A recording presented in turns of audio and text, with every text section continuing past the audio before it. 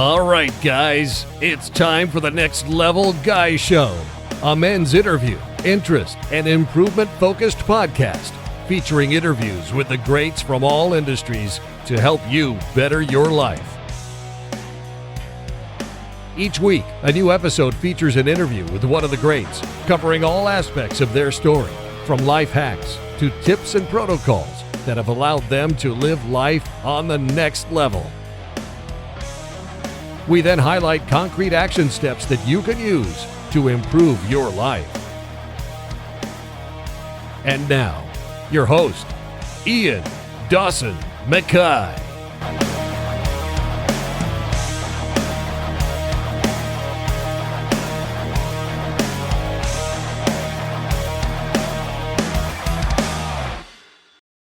Today's guest is Mike Greenfield. Mike is the founder of Pro Home Cooks, where you can join over 2.5 million home cooks on YouTube. Mike has been on a mission to spread his passion of home cooking through educational and entertaining digital food content.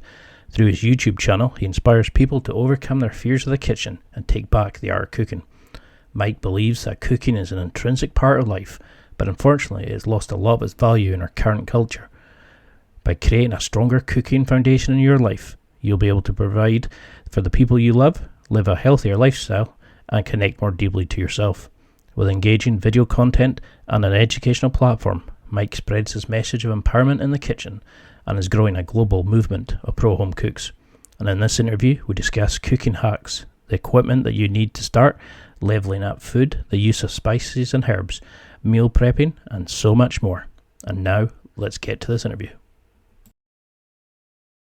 Thank you so much for doing this, Mike. I'm a massive fan of yours. Now, originally I found you through your enemies, the Sorted Food guys, while you did your reply to them about the Philly cheesesteak video. And I've been a massive fan of yours since I found you. But for people who don't know you, maybe don't know your brand, could you just give a quick intro? Say you had like 30 seconds between floors in an elevator, just to give your sales pitch. Yeah. Well, first of all, that's interesting that you found me through like a sort of competition video. I like that. I've never heard that. But yeah, my name is Mike G. I've been putting out food-related entertainment and educational content on the internet for about 10 years. I have a YouTube channel called Pro Home Cooks, and I also have a university called Pro Home Cooks University. And my goal is to really just break people free of their fears of the kitchen so they can find their own unique way as cooks, because there are no rules in the kitchen. It's about surviving and cooking for the people around you as home cooks, and I just try to support people on that journey. I mean, it's really interesting because when you go into your site, I was thinking, how have I missed this? There's so much amazing videos there, and you make cooking fun again. And I was thinking, okay, it's another cooking vlog. 10 minutes in, I'm taking notes, thinking, I can make this, and oh, that's an amazing idea. I've never thought about that. You've got a really amazing way behind the camera, but I didn't know that you had a background in MTV, that you had done all these amazing things, but where did that initial spark come from? You mentioned in a vlog that it was when you went to Australia, you got this spark for cooking. Is that still the case, or was there something in childhood that built your interest? Yeah, no, I never did much cooking growing up. There was a little bit, making a few things here and there. I was on a path as a builder. I went to school for architecture, and that was sort of my first dream. I liked work with my hands, and I grew up in the workshop. And when I went to Australia to study abroad there, that was just the first time I really traveled outside of, my comfort zone, my bubble for the first time in my life. I was just away from the way I grew up, and I got a different perspective on life. So something kind of snapped in me. I think really it was seeing people in Australia. It's just a little more, I don't know, it's a little more socialist there, and people are putting life first, I would say, to a higher degree compared to putting work first, as you see here in the States. And I love working, but it was kind of what I needed to again, just kind of snap out of thinking that things needed to be a certain way and I needed to be on this path. And at the time, I was cooking and getting into it. Again, nothing kind of crazy, but I was developing a passion. And then when I got back from Australia, I realized that I actually liked cooking. When I looked at what I enjoyed cooking, and I thought I was better at cooking than I was at, say, building and studying for sure, because I never loved school. And yeah, it kind of took over from there. Once I realized that this was what I enjoyed the most, and I enjoyed doing it for people, I started cooking for people more too, and that was a big spark as well. That's when it all just sparked, and I was actually learning how to do it. A lot of my teachings in the beginning were from food TV. So I think naturally I was watching this stuff and thinking, oh, this is pretty cool. I like how people are inspiring others, and I could kind of envision myself doing it in a unique way. So can you remember that sort of first thing that you cooked that went from, okay, this is something I'm just going to eat, to actually that's it? Was there a first meal that kind of set your interest alight, or was it just that intrinsic sort of value of cooking and enjoying it and seeing other people enjoying the art that you had created?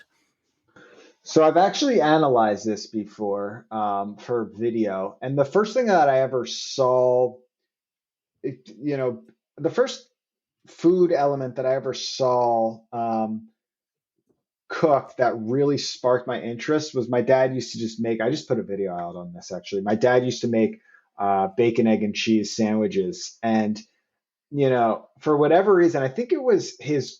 My dad was also a builder. He was a doctor, but in his hobby was building. He didn't cook, but when he made Mhm. an egg sandwich, he did it with such precision and skill and art. That was the first time I really related cooking to art and skill, because my mom cooked and she made food for the family, but she didn't love it.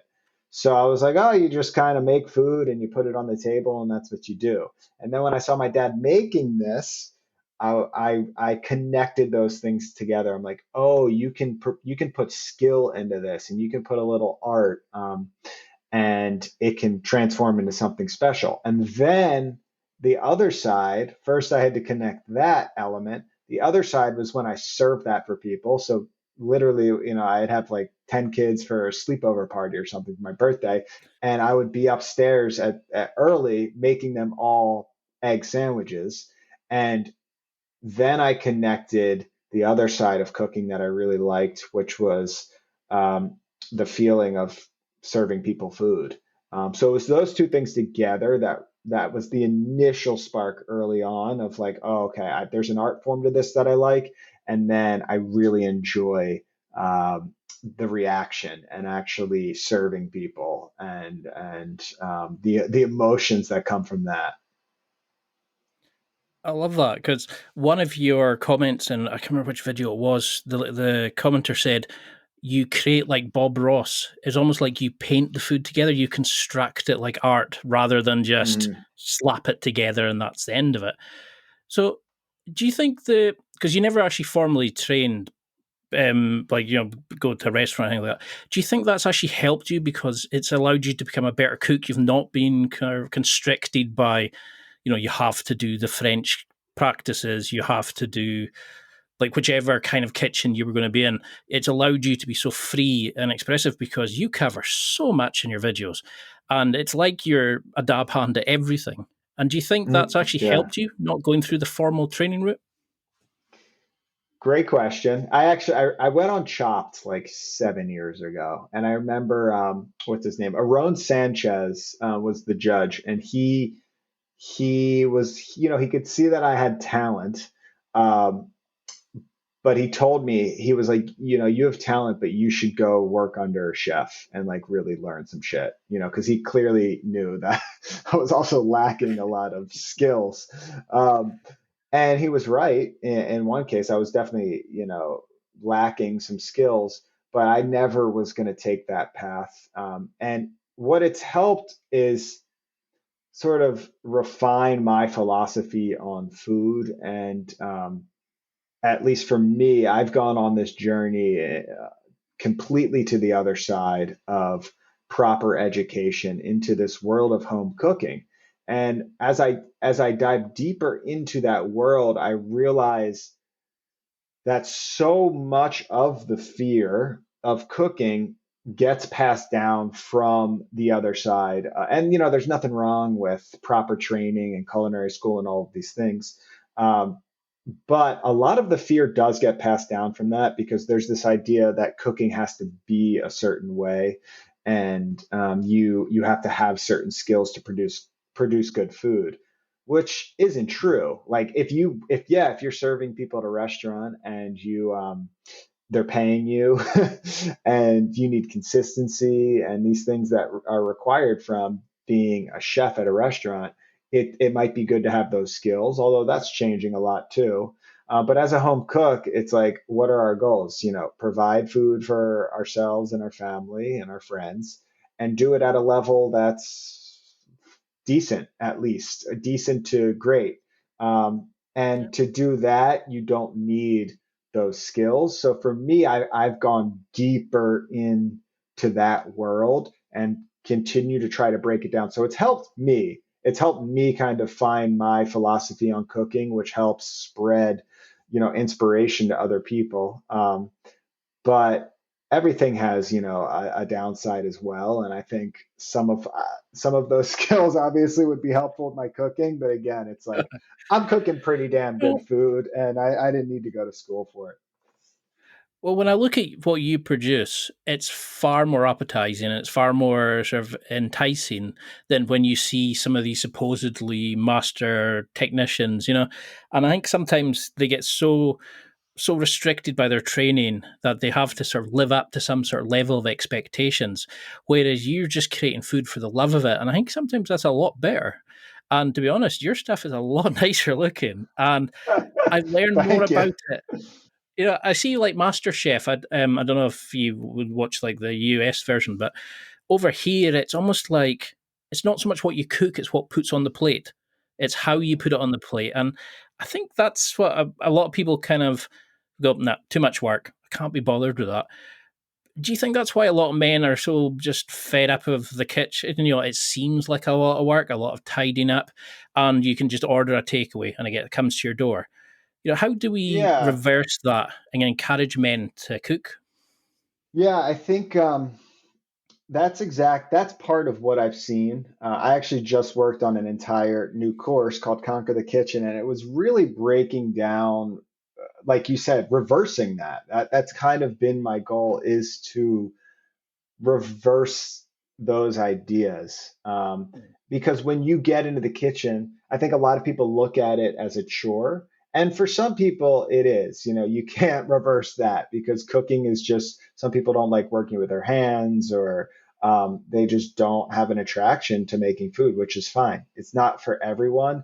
But then there are a lot of people that do have the potential, but I think they get into the kitchen and it's looked upon as a chore, or there's just certain fears there. They're just not free because it's like you said, it has to be a certain way. You have to have certain skills. And I think if that is reversed a bit and you go into that kitchen and you feel a little more in control, then cooking becomes fun again. So reversing that is a challenge, but that kind of is my sort of professional goal. Because it's definitely something I struggled with. Like when I went down the self improvement route, I was like, I'm going to do this, do that. The kitchen was always one of those. Okay, yeah, we'll come to it. We'll think about it. How do you start that with somebody? Because you've got, it's not so much just what you produce and how cool your videos are and how modern and how amazing it looks, but you also teach people like how to break down various skills, how to learn and develop within making one meal. So it's, you're not setting people all these lofty, oh, let's go learn this style of patisserie making, let's go, you kind of keep it small and you build it, and it's all staying, and especially it's staying in my head. And I'm a big 6 foot guy, and I was like, Yeah. I can be dainty. I can make those little adaptations, and I'm understanding what he means by like changes to the palette development and all these sort of things. So how do you start working with somebody? What would like? Is there a first step that you would do on your course to get a newbie into just giving cooking a try? Yeah, I mean, the first step is really like the first section of my course is more about just philosophy and kind of getting your mind right, because you've got to break down some of those initial fears. Like the first thing is, really understanding that cooking doesn't need to be a certain way. And I think once you truly accept that, it's easy to hear that, but if you truly accept that, that might be the first wall that needs to be broken down before you start feeling good in there.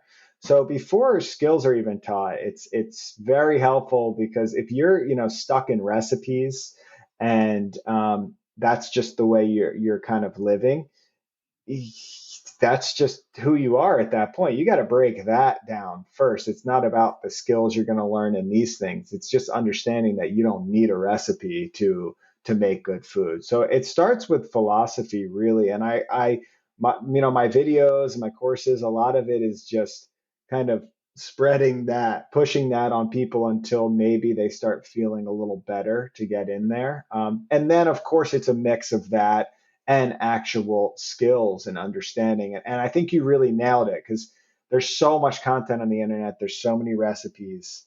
Um, so one, you have to stand out as a creator. But for me, I do like taking a different approach where I'm not teaching recipes. I'm teaching you more skills and more knowledge within a meal. So then you have access to take that and apply them to other foods. Because once you have this set of, that's all cooking is. It's just like you've got a set of skills and knowledge of different ingredients that go together, cuisines, and then you can start applying that to everything. And I think that's one thing about sort of traditional cuisine, is that they you could be stuck thinking that if cooking needs to be a certain way, I can't apply my skills into this other cuisine or take these ingredients. Everything in cooking is stolen. It's all just passed down knowledge that's transferred around. That's, so to say that this is the exact recipe, and this is the way it has to be, is an absurd concept, because that was taken from somewhere, that was adapted through multiple people immigrating to one place and create, like, it's all just a mess. And now we live in a world that's different, where we can get all of these ingredients. We have access to information that we've never had before for all of these cuisines. So for me, it's like, all right, applying the knowledge I have to the ingredients I have available to make anything I want. Because like when I first started, well, I'd say attempting to eat better, I bought a couple of spices and I just thought, do you know what? I'm going to try a bit of like cumin in that with the pork. I'll try a bit of chili flakes in the beans. I just wanted to see how, and I was kind of like, Yeah. oh, this is really good. But then it comes down to what you have and what you're already making. But I really like the idea of like coming onto a somewhere like yours, your channel, where you kind of say, "Oh, this would also be good with this," and because you help somebody level up a dish step by step, that can become like their special meal that they pull out to impress their parents or their family. But then you think, I'll watch another video, and before you know it, you've gone through multiple cuisines. You're Yeah. entitled. You want to buy the courses. It's you have an amazing sort of presentation skill, and where does this teaching ability come from? Because I came away thinking I could sit and listen to this guy for hours.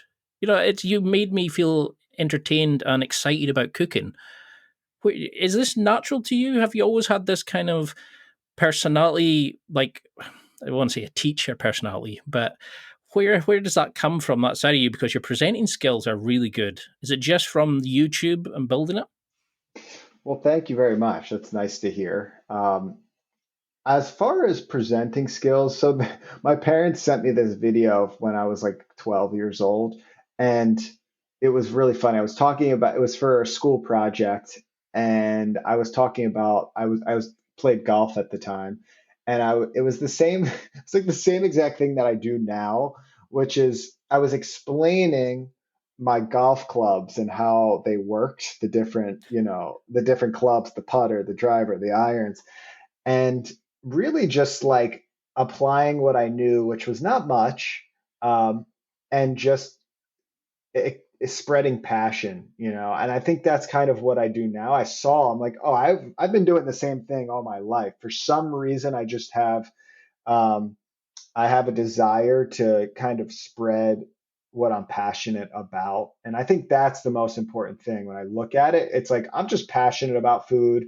I'm passionate about, whether I'm learning a new thing, whether I was one of the first people to start um, doing sort of higher production fermentation videos on YouTube. And at the time, I didn't know if people would watch them, but I was passionate about it. And I'm like, all right, I'm going to talk about this. So even though, sometimes I don't always know exactly, I'm not like a total expert. I know that I'm passionate about the subject. And I guess that's what's been most important.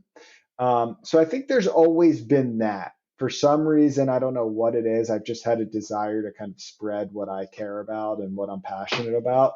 As far as teaching skills go, I also am just really interested in, like, for me, my videos are always long because I have a problem with containing, I can contain my thoughts, but I can't just give you a recipe and just, move on. For me, I'm like a natural educator, I guess. So I always need to talk more about the stuff. I need to talk more about this and that. I can't just be like, all right, for this smoothie, we're going to put everything in a blender and we're going to blend it up. It's like, I'm going to tell you, why I put this in and that and why I started on a low speed. Like there's just something in me that I need to express more. Again, that I don't really know, but I guess I'm just a natural educator and I just enjoy it. It probably is also your sort of passion for it. It's we feel that passion, we feel that interest. And, it's like when you hear somebody talking about something, it could be the most boring topic in the world, but if they're interested in it and you can tell they live it, that, they breathe it, you want to listen to it. And because you're also teaching us something that keeps us alive, because to a lot of people, food is just, oh, now I've got to cook, now I've got to throw some stuff together and Yeah. eat, even though it's like a fundamental thing. If we don't eat, we will end up severely ill or could die from it. And that's what I loved about your sort of mission statement on your site. It's you want to bring back the intrinsic value, the enjoyment from it, not just to eat, but to eat well, to enjoy the art of cooking and the the socialness of it. Don't even know if that socialness is a word, but we'll go with that. Um, Sounds good to me. but but when we go into cooking, like I started reading some of these sites, and they start talking about all these different skills, and I was like, oh, no idea about those. And they always needed to have the 300 pound, like this or that product. They could never seem to just pan a couple of ingredients, go for it. What Yeah. would you say to somebody who's starting out, wanting to improve themselves, maybe has never really cooked, always lived on fast food? Is there basic kits you would advise people to have in? Like certain ingredient and certain equipment only they would need. Is Yeah. this our minimum? Yeah. I mean, I think one of the best ways to start, it's kind of you just got, I'm going to write this down as a video idea. Let's see. How to get into cooking. That would be a good YouTube video. I Because think it's very rare to see it. There's a lot of cooking channels, but very few of them kind of go, you need that, that, it's that, like how to and get yourself. into cooking. If like, what would you say? Like, okay, we're going to develop this idea on the spot. Like, all right, so you're trying to get into cooking if you are coming from what situation? Like you hate cooking or you think it's a chore Yeah. or Well, I mean, say a lot of my guys that come onto the channel yeah. are maybe just leaving home, or they're maybe just left university, have no idea how to eat well. They've always gone home to the parents for food and stuff. Mm, And, they've started dating, they want to eat healthier, maybe they've taken up a sport, and they're just basically thinking, my kitchen's got maybe a pot and a pan and a pizza menu. How do we start saying to them, okay, because I've cooked in friends' houses and there's nothing there. And mine, Yeah, I've got colanders, I've got the rice cookers. you filled it up. Yeah. Where's the minimum that you think, if you said, I'll come and buy the stuff with you, what would you give them?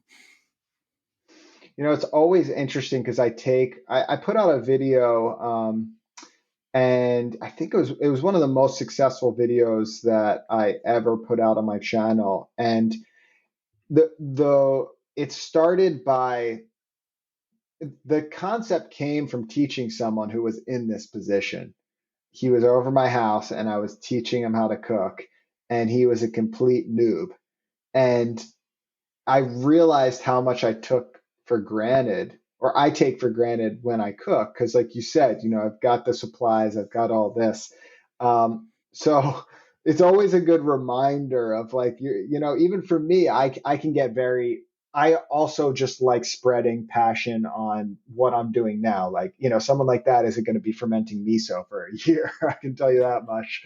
But it's an interesting reminder, and I think to go to kind of think about that person. um, I think an equipment list is a good place to start. But even before that, like, one of the best ways to learn how to cook is to just kind of pick a cuisine. Most people get into cooking by picking one cuisine and just like cooking a dish. A lot of people start on Italian food.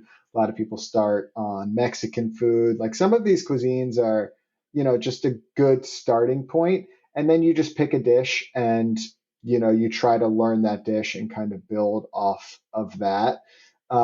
That's a great way to do it. But to be honest, I'm kind of like, now I'm interested because a lot of the people that I serve right now are at a certain level of cooking, and then I'm trying to get them to the next level. Maybe someone like you, but it's interesting to think back to the person that's at level zero, trying to get them to level one. Because for me, I was definitely that person when I first started. Okay. I'd always had the mom that So made what happened to you? What happened to you? for when I first started, it was awful. I mean, I would go and try. I would buy a rake of foods and say, I'm going to do this, this, this, Yeah. and then half of it would stay in the fridge, and you'd find it when it was moldy, or you would start trying something, and they would talk of a technique, and you think, how do I do that? Oh, right, I'll just throw it in and hope for the best, or suddenly you're cutting away, and they would say, you need to mince the garlic, or like cut in a certain way, and you think, oh, I don't have a good enough knife for that. Yeah. So a lot of times people go to like an Argos, like our local shop, and they'd say, I'll buy a knife block, I'll buy a chopping board because I see one in my parents' house, set of 3 pans. And then suddenly they'll say, but you need to strain the pasta, or like, and they go, and they're using a plate to hold it at the end. Yeah. And I think it's, you find your way while you're cooking, and you get to a certain level where you feel kind of safe. I can make 3 meals, that'll Yeah. do. But as you start getting older, you start maybe looking after your kids. You've got a wife who's expecting you to do your share of the cooking, or even if you just want to eat healthy. I mean, I started Brazilian Jiu Jitsu. I'm sure my listeners are probably sick of this, but I know I need to eat better, and I can't keep eating the crap that I've been eating. Yeah. So I had to start going, right, I'm going to try this, try that. So I've got 4 or 5 meals I'm comfortable on. But I know what you mean is, like, sometimes you get to a point where you specialize your content so much, you forget the lowest level person in the room. You know what I mean? It's Yeah, difficult. like, for instance, my course right now that I just developed, the goal was to take someone like you who has 4 or 5 meals and break them into a world of unlimited opportunities. So, like that, I have a better idea. And it's an intense process. It's not one or two things that you need to know to do that. But as far as level 0 to 1, um, it's something I have to look into again if I want to go there. Yeah. Well, I That's mean, the for me, it was question. like, for me, it was like the other day. I watched a pasta video, and I thought, right, I'm going to go make pasta. So I had to go get a rolling pin. But I mean, you could use other things for it. And then it was like, oh, but I haven't got flour in. And then I was looking at what else can I do with the flour? Oh, right, I Yeah, can go with that. And then that opens up the next thing. And I think this is why I like the way I kind of do my site. It's 1% better every day.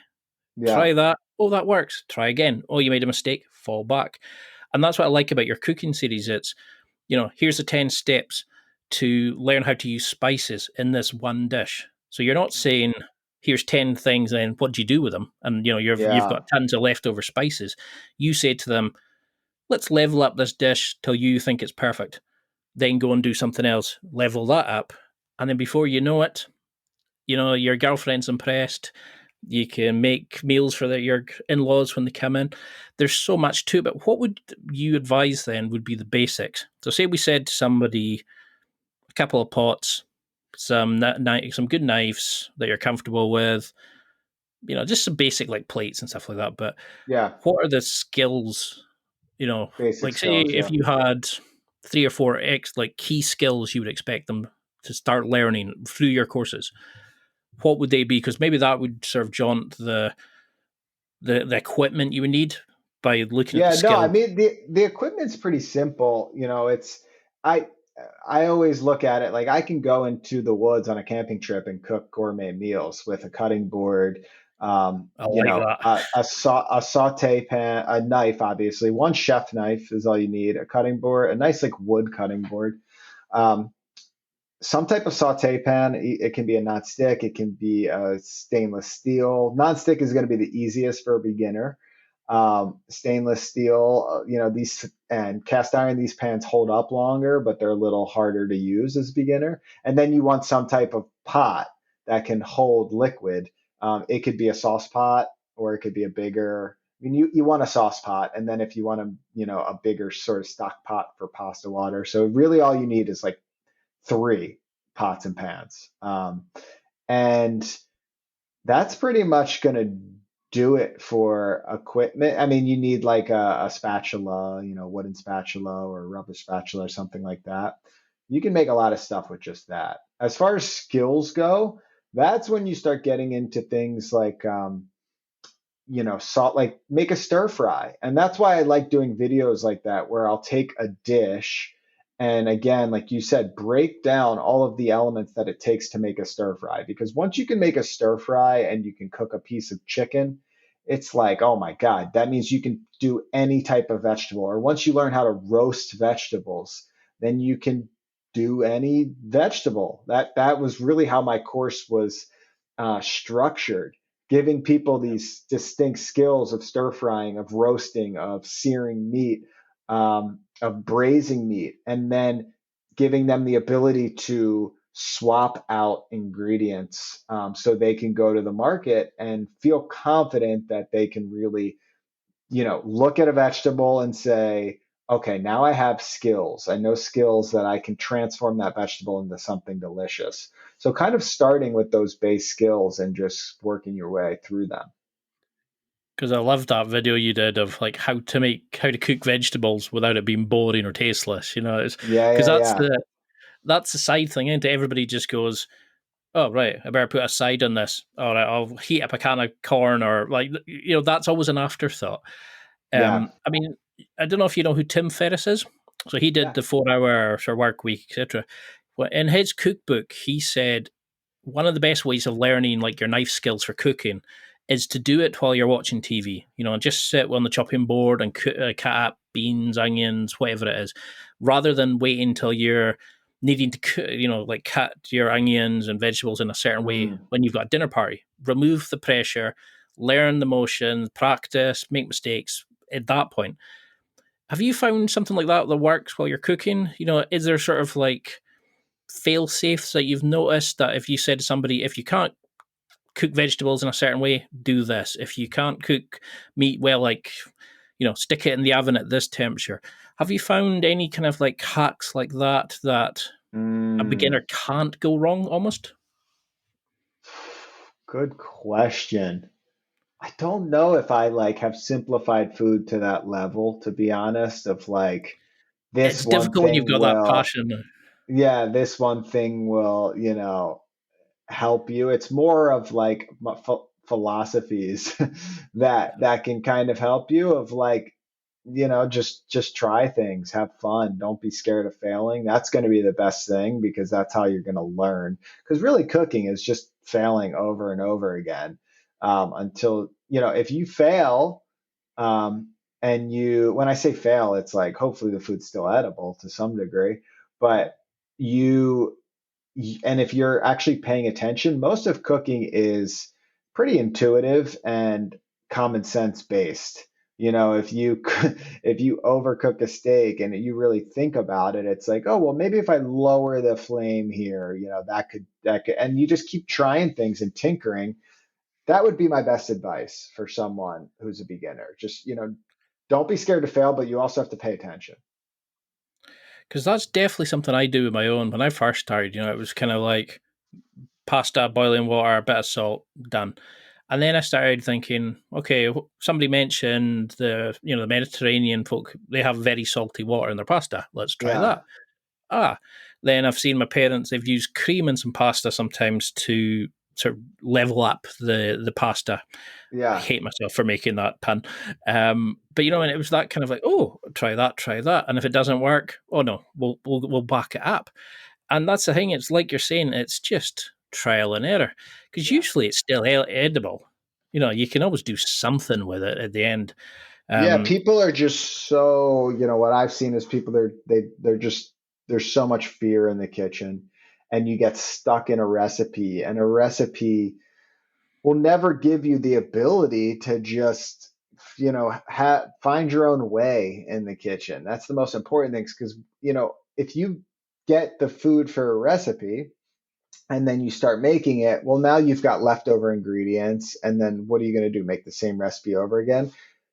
Recipes are good for inspiration, but then we need to get rid of those ingredients. We don't want to waste food. So we now have to learn how to cook with the stuff that's in our pantry and in our fridge. And that's a big thing that I talk about. I'm a big proponent of just zero waste in the kitchen and just learning how to adapt and actually use up what you have. because that was actually going to be my next question was you seem to take it instead of how do I make this recipe, you took it into what can we do with this, how can we bring this together and make a meal from it.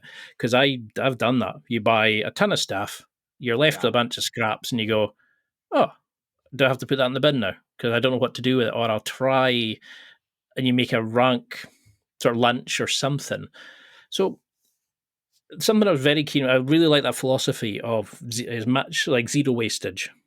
So how do you start planning then for like a week's cooking, meal prepping for lunches and stuff? Because you've got some great videos on how to make your lunches, like make them exciting, how to prep, how to plan.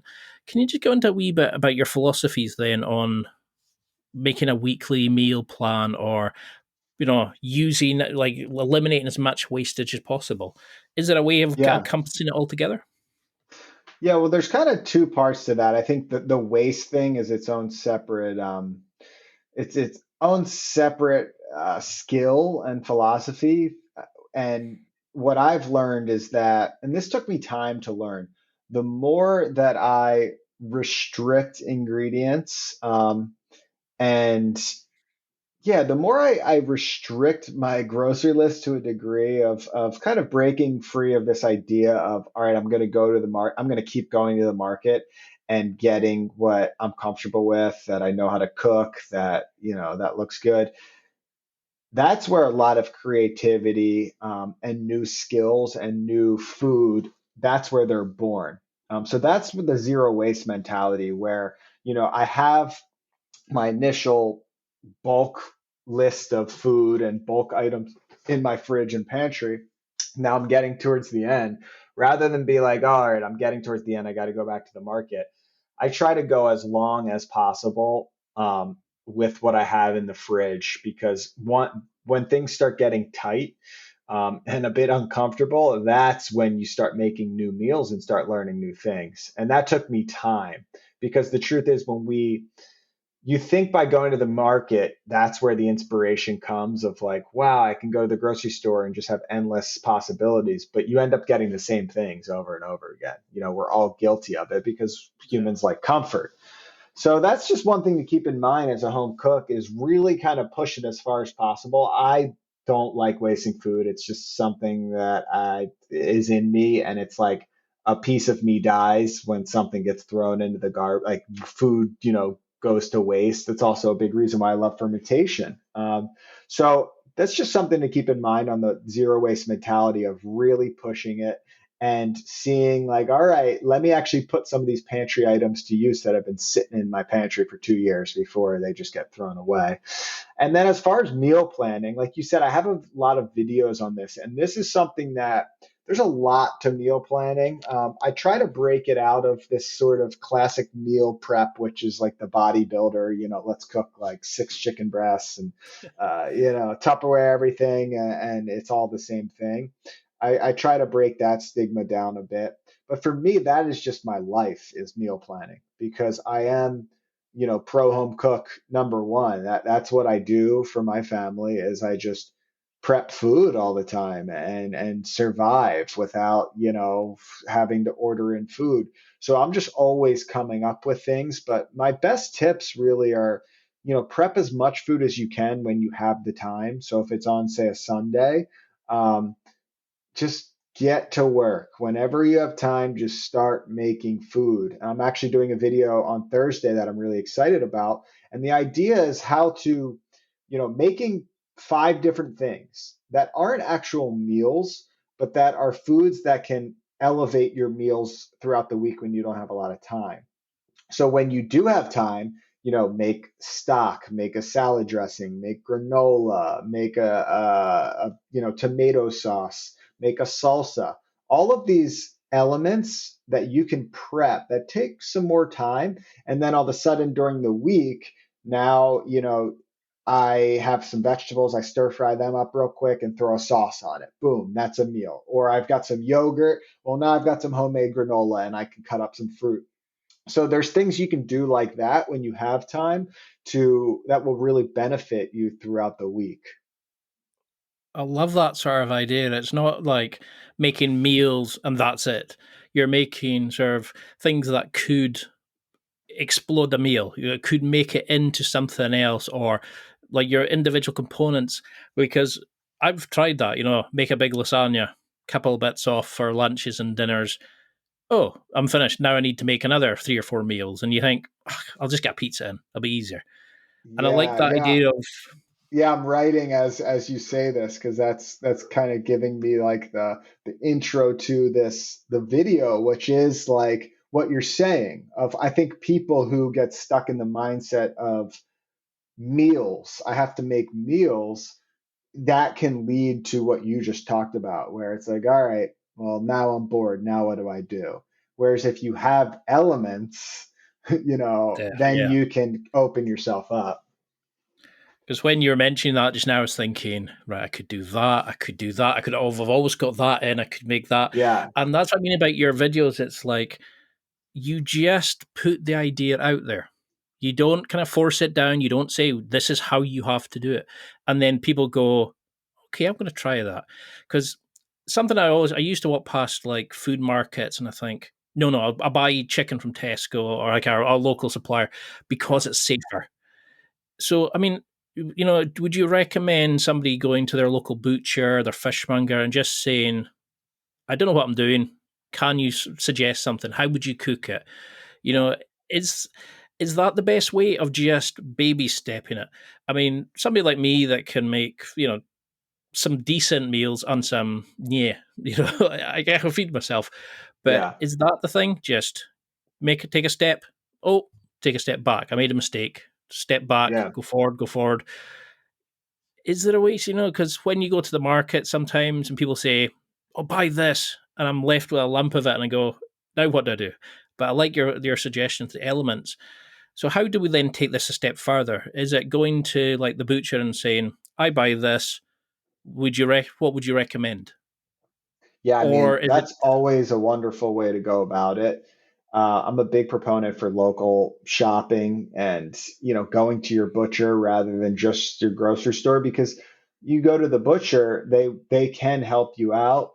They have the knowledge. You go to your local farmers market, whatever it is, you talk to the farmers and ask them how to cook something. People don't have enough of those connections and they're just scared to talk they're just scared in general. There's so much stigma when it comes to cooking that people just have this fear that they can't ask for help. And I'm asking all the time. I go into the butcher and it's like, yeah, these people know way more about meat than I know.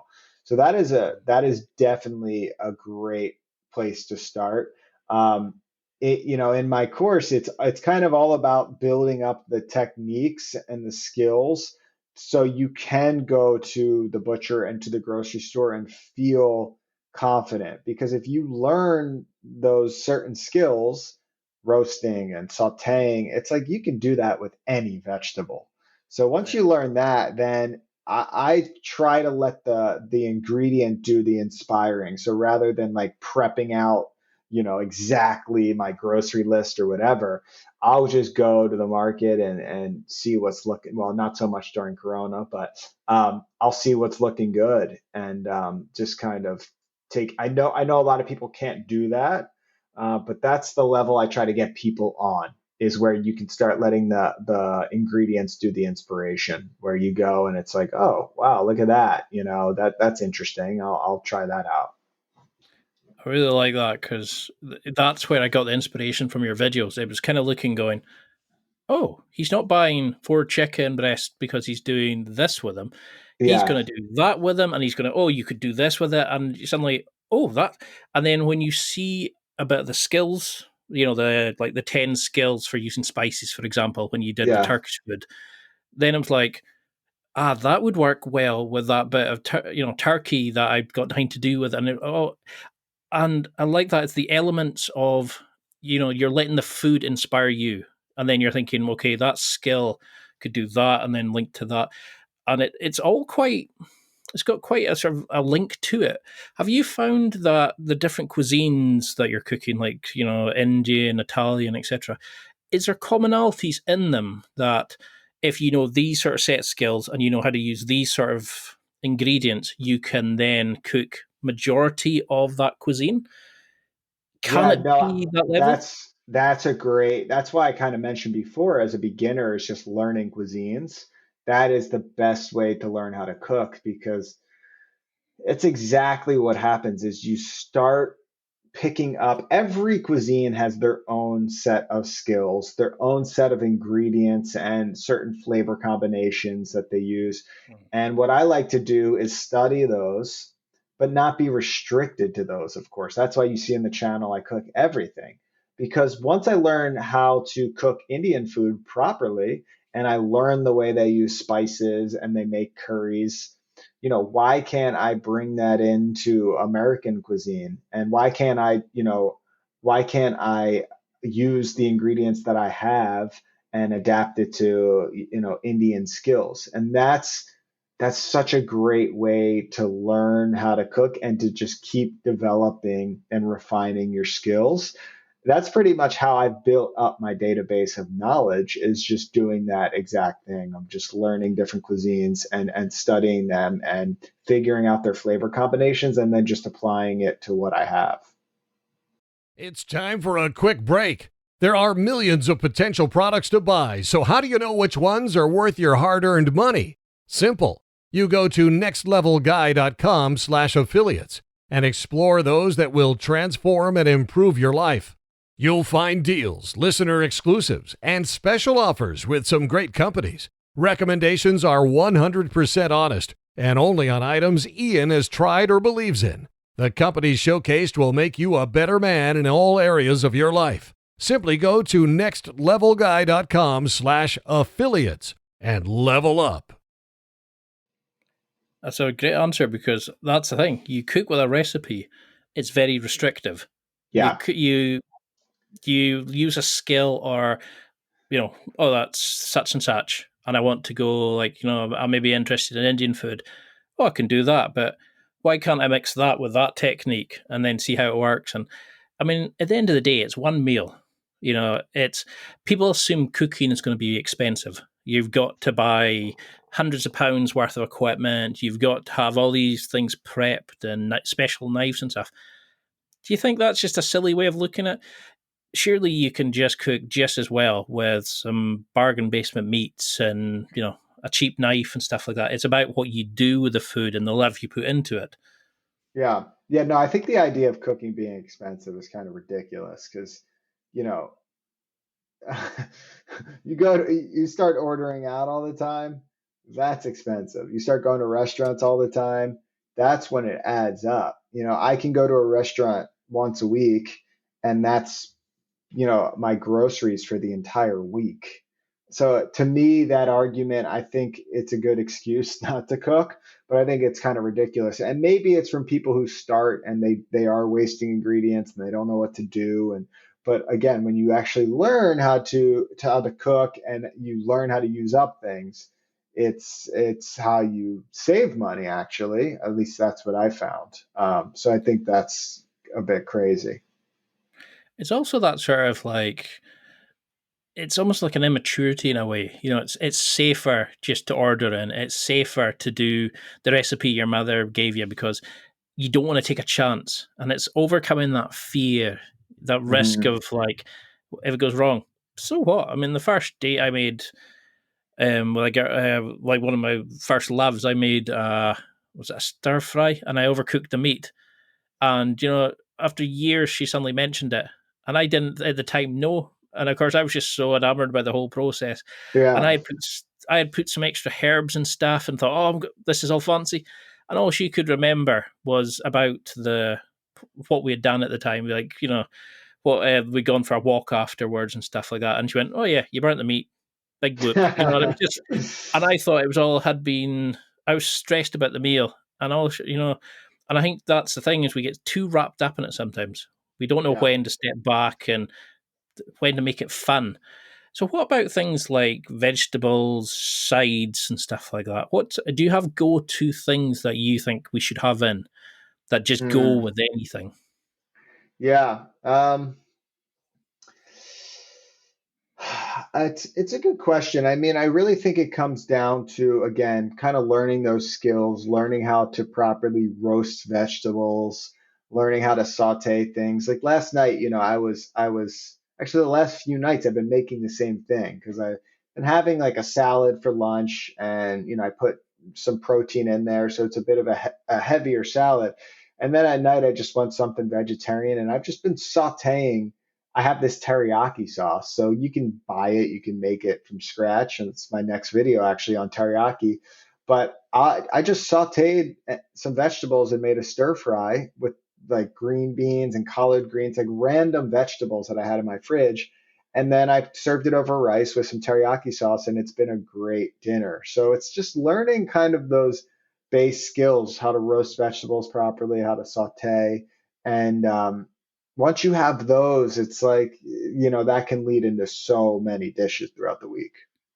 You're making me hungry, and I've already had my dinner. It's like Ah, that's what I really like about it is because a lot of the questions I had, like I could tell from my way of thinking about food is okay, how do we prep this? What do we need to have in? What equipment? Where you're because you've understand the freedom that having a certain range of skills and a certain understanding of food, or of what the food can do, it lets you have a kind of more open way of looking at it. Do you know what I mean? yeah, I'm probably at like beginner level looking at food where you're kind of going, no, you don't even need to worry about that because that if you learn how to do this technique, it can actually let you do that to any kind of vegetable or whatever. And it's quite interesting when I speak to somebody who lives their passion and they kind of go, well, why would you not try that with that? What and I'm sitting there yeah. going, what do you mean?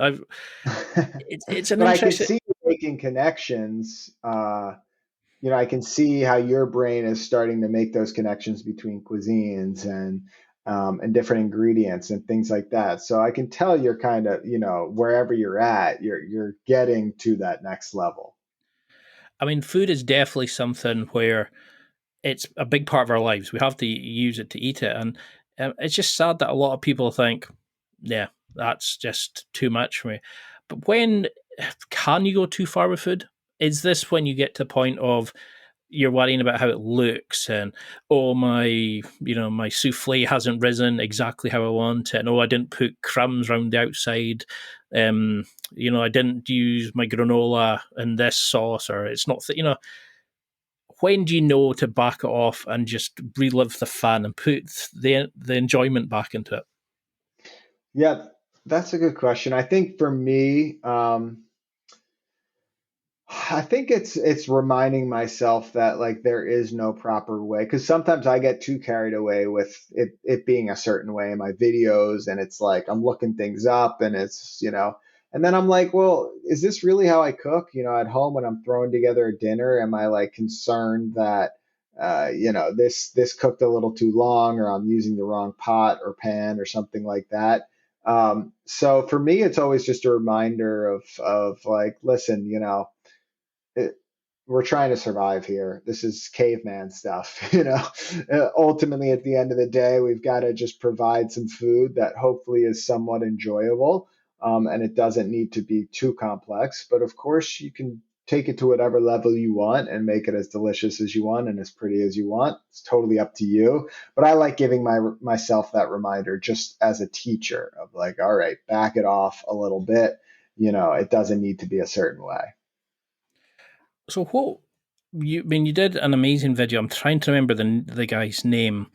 It was when you were cooking a Turkish meal, and it was the 10 skills for spices, Yeah. and it was barnacles of. It got off the head, but Burlap and Barrel, the Spice Guys. there. It's I don't know why I wanted to say It's Barnacles. stuck in my head. What spices? Because I found that they could just change a dish completely. Yeah. Is there a beginner's few basic things? Because everybody thinks, cumin, because they've heard of that. Oh, some chili flakes. What? Because you've got like an extensive and a beautiful setup in your kitchen with hundreds of different kinds. But what would you say if I was to go and buy 5 general use ones to get me going? Is there such a Yeah. list? It really depends on the type of cuisine that you like. Again, it kind of comes back to learning a cuisine, because when it comes to Italian food or Mexican food, those cuisines are really based off fresh ingredients, so they're not using so many spices. But then if you get into Indian food and Middle Eastern and Mediterranean, you've got more spices in your food. So for me, generally, when I'm using a lot of spices, it's going to be those types of cuisines. So for like, a great base of, say, Indian spices, I love having cardamom, coriander, cumin seed, fennel seeds. Okay, if I were to give you my base, the ones I use the most, I would say cardamom, cumin, and coriander. Those 3 spices you can do a lot, and maybe like some dried chilies because you need some spice, Oh, actual you need spice, a you, heat. you definitely need some heat in life, right? Yeah, yeah. Um, So from all this, you've done a wide. I can't believe how quickly this is going. I've still got hundreds of questions, so I'd love to have you back on. But Yeah, definitely. for there's so many sort of basic things I was kind of go into, and I realized how deep it was going. So I'm trying to keep it sort of general in this area. But what's your sort of go-to meal? Say you had 15 minutes, 20 minutes before you had to make a video. Is there a quick snack you would make? Say people working from home or when you're editing videos. What would you advise is a healthy snack? Snack or like meal? Yeah, if you've got either or both. Yeah, no, I mean, I have a section in my course because, I teach people how to do, I teach all the heavy skills on vegetables and meat. And then the final section is my 30-minute meal plan. And it's all about just, most of the time we are throwing meals together pretty quickly. And we don't have a weekend to just, spend 2 hours slow cooking something or whatever. So my go-tos, I make a lot of banana style baked goods and pancakes and muffins.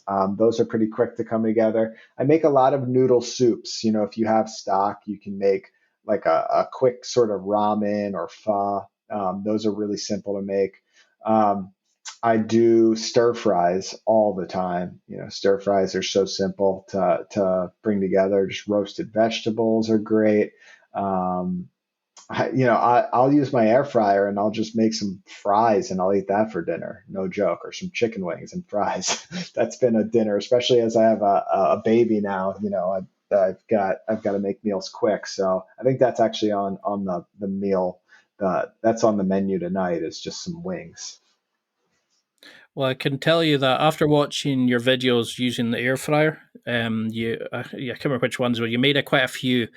You actually got me to go buy an air fryer. It was just, I thought that is brilliant. I can go and use that. I can make that, and that. And I'm They're like, yep, actually yep, great. yep. They're just mini convection ovens, but they heat up quicker. They cook a little quicker. So great for home cooks. I was skeptical at first, but I use air fryers all the time. Now, one of the things I did want to talk to you about was the Brothers Green initially, before that transition to the pro home cooks. I mean, you shot to fame with your brother. You went on to MTV. That must have been amazing to have a show on MTV. After your brother decided to go and go after his creative dream, and you carried on with the channel, how did you overcome the fear of that initial step of thinking, I'm going to take this channel, and then what do you want the evolution of the channel to be?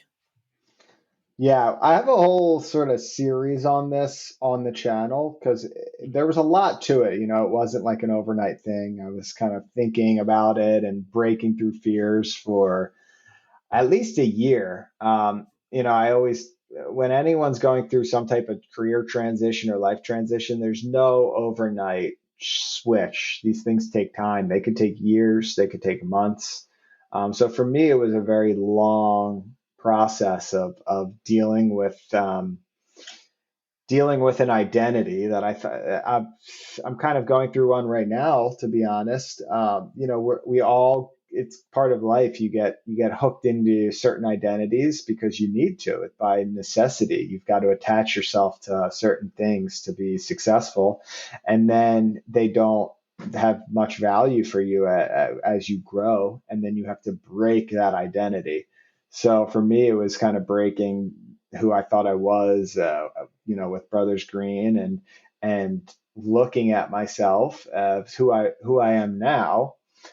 Years later, I was someone different, and I had different inspirations, and just taking a very deep, hard look at that person and seeing what that person was inspired by and what they wanted to do, and kind of building myself back up.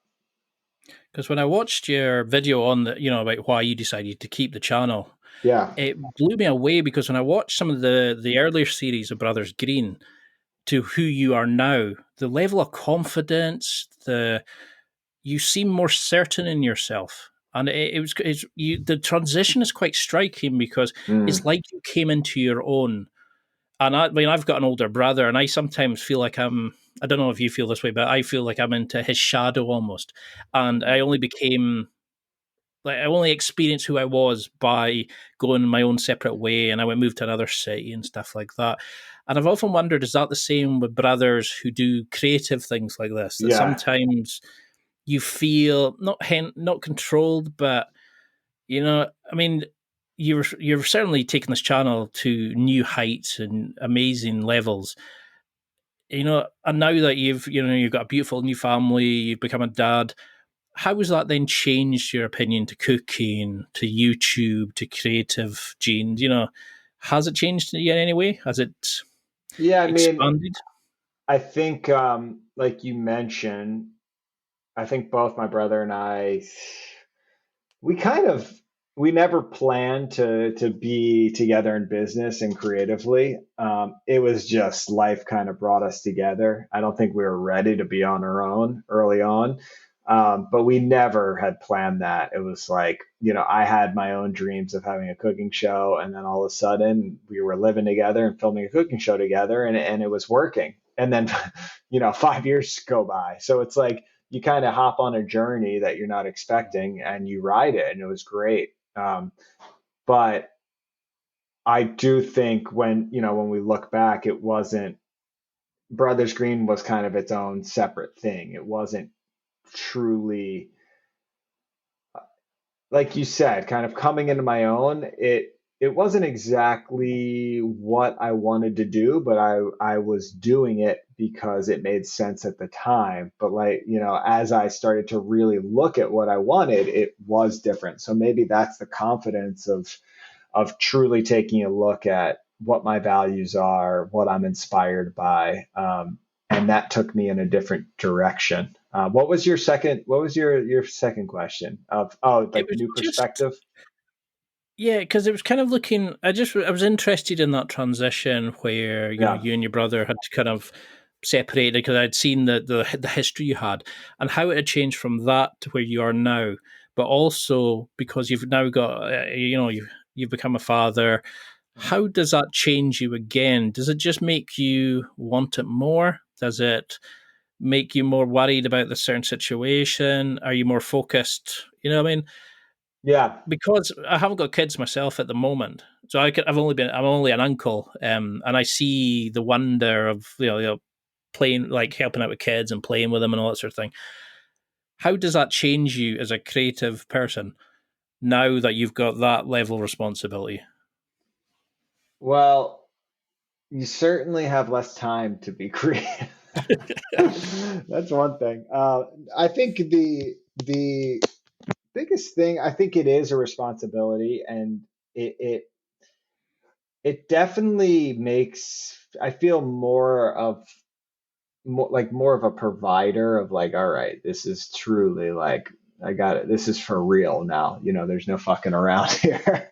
I've got a family. So there's a bit of that, and that drives, my business in certain directions. So it's all sort of unfolding. To be honest, my baby's 9 months old. So it's still, I'm figuring these things out. It's unfolding. But there's definitely a level of responsibility that goes up, which I like. I think if you don't like responsibility, you don't want to be a parent for sure.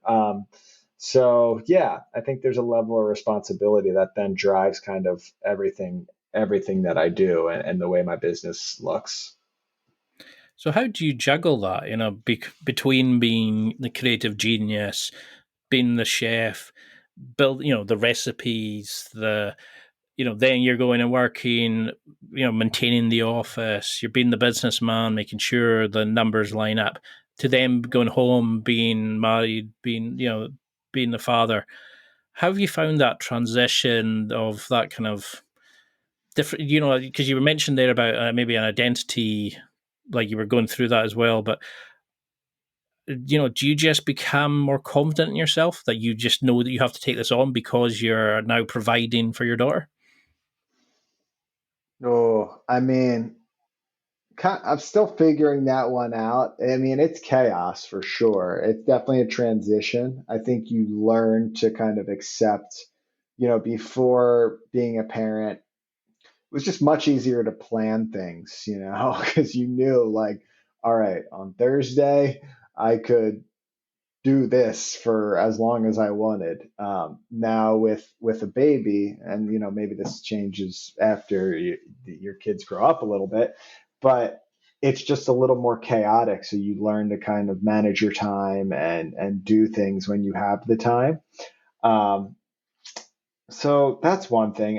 I'm still definitely learning. It's difficult. Creatively, I think one of the things that's been hard is that there's less time to just cook and come up with, just get in the kitchen and spend a few hours or a day just cooking. That was where a lot of ideas were generated. So maybe some of the ideas are coming more from just out of necessity and survival, which is a lot of people in this pandemic time are dealing with that as well. But I also just have more time to think because you're with a kid, you're with your baby, or you're pushing them in the stroller, and you're doing less, but you're thinking more. So that's been an interesting thing. I've had more time to just think about stuff, think about ideas in my head without actually taking action and being in the kitchen and doing things. So that's been an interesting transition. And I suppose that kind of also links into what you were saying earlier about the idea of knowing the skills, knowing, using the ingredient to inspire you. When you come in, you know you've got to cook something quickly, and you're not thinking, oh, I don't have that to make that recipe, but I've got that, and oh, I've made a bit of that. That can mix together. I throw a bit of this in, use the dressing I created earlier. And I mean, one of my questions was going to be about like how do you set up your week, like to ferment to create sauces. But like you said earlier, I suppose it's just whenever you've got time. Oh, I've got a bit of Yeah. this, bit of that left. Let's mix the two and just get on with Yeah, it. it's definitely a bit of that for sure when you have a baby. It's just kind of survival and, kind of getting things done. So how are you going to, are you going to do like a course on people teaching their kids, encouraging them in food? Because a big thing about being at home just now with the COVID is a lot of people are sitting thinking they're cooking with their parents. They're getting involved with food because they're at home all the time. So there's a lot more kind of kids are getting more interested in food. They're seeing what their parents are doing rather than Yeah. turning up from school and the meal's ready for them. How would you advise parents to encourage their kids to get into food?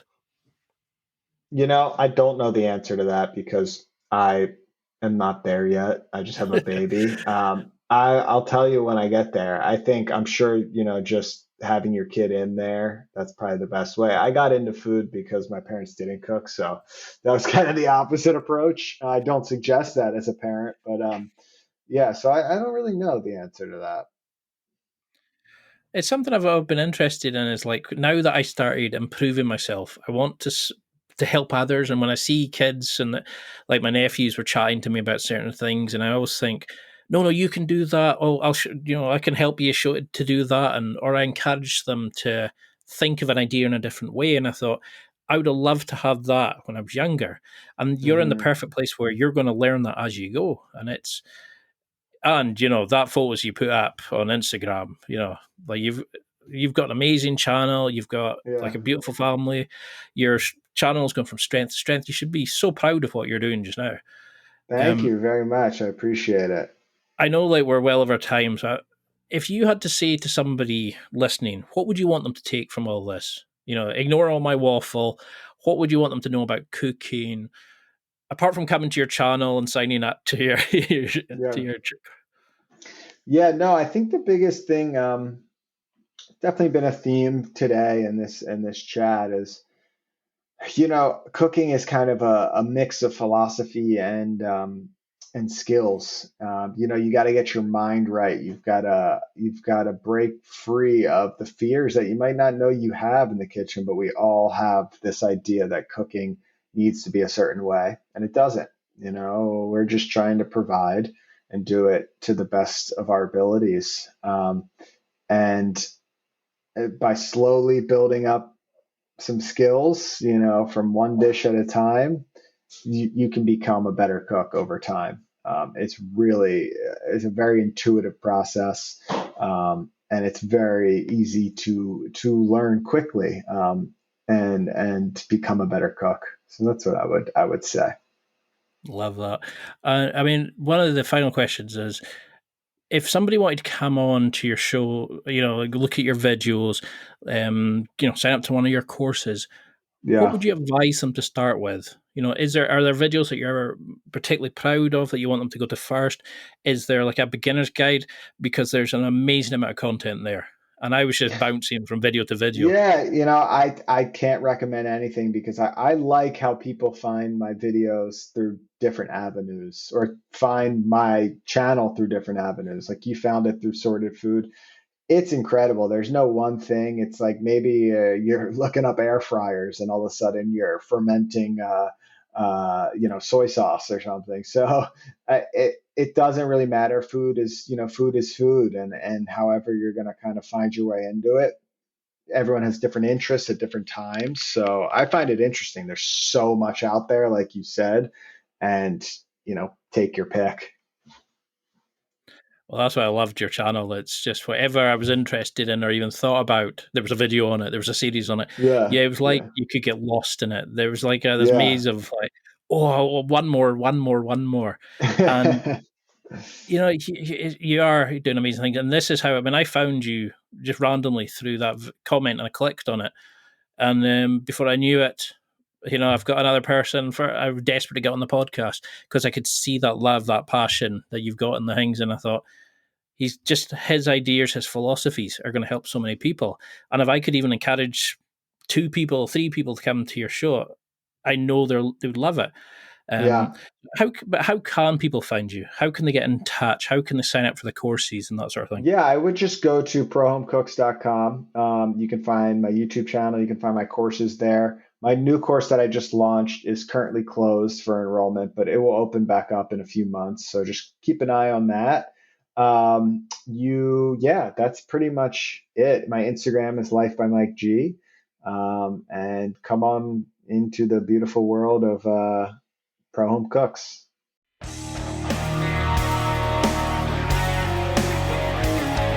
Well, that's it for another week, and thank you for listening. It's now time to take what you've learned and use it to develop and enhance your life with the key points mentioned. Listen, try it, embrace it, use it, and crush it. Now's your time to hit that next level in your life. If you liked this episode, then please leave a comment on the show notes or a review of the show on your podcast platform. Everything helps evolve the show. Until next week, keep seeking the next level in your life.